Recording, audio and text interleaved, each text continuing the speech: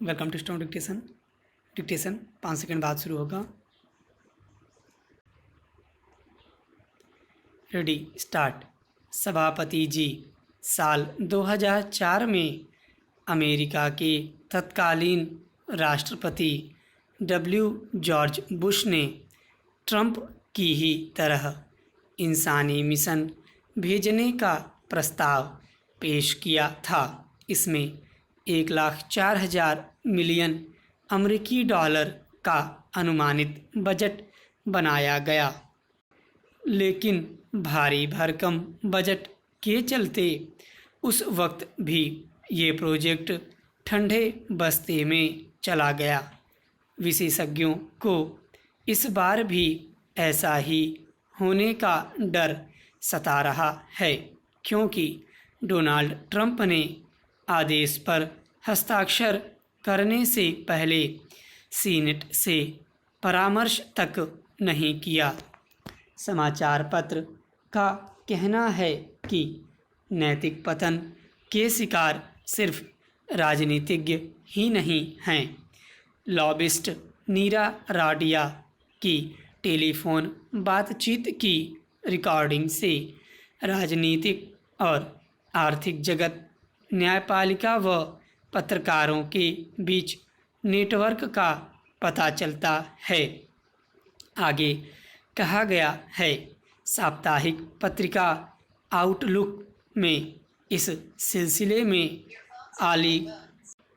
ऑलिगैर्की की बात कही गई है, जिसने आपस में देश को बांट रखा है। धन के बदले कैबिनेट के पोस्ट मिलते हैं। आर्थिक हालत के चलते तस्वीर और बिगड़ रही है।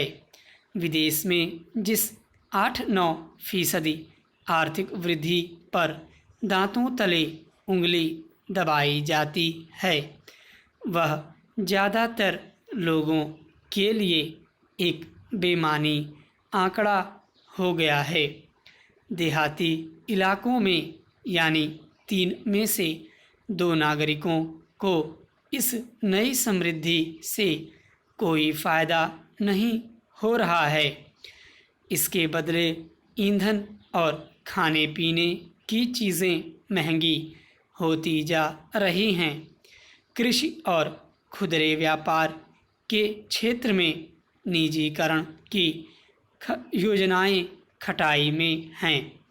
विशेषज्ञों की राय में कम उत्पादकता के लिए अर्ध सरकारी भ्रष्ट संरचनाएं जिम्मेदार हैं।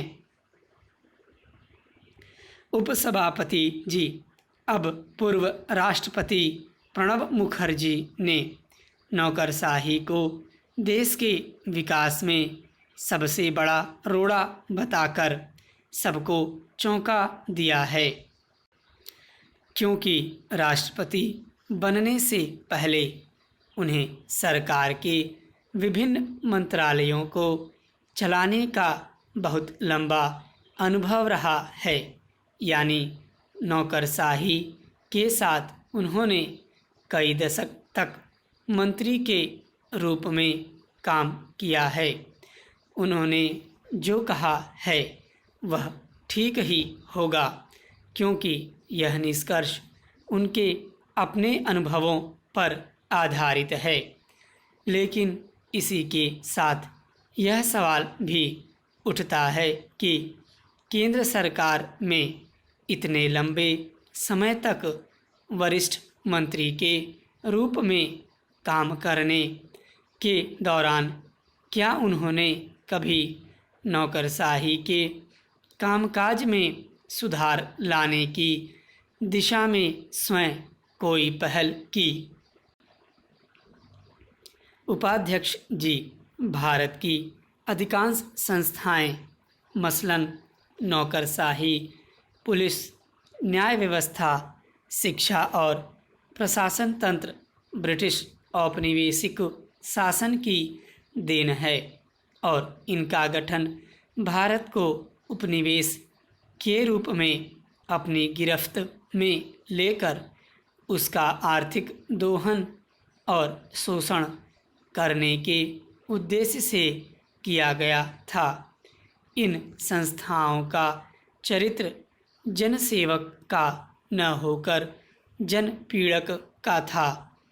ब्रिटेन में नौकरशाही राजनीति से असंपृक्त रहती है, क्योंकि उसका काम राज्य को चलाना है और राज्य स्थायी है, जबकि सरकारें अस्थायी।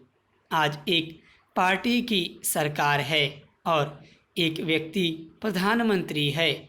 कल किसी दूसरी पार्टी की सरकार होगी और कोई दूसरा व्यक्ति प्रधानमंत्री होगा, लेकिन नौकरशाही वही रहेगी। स्टॉप।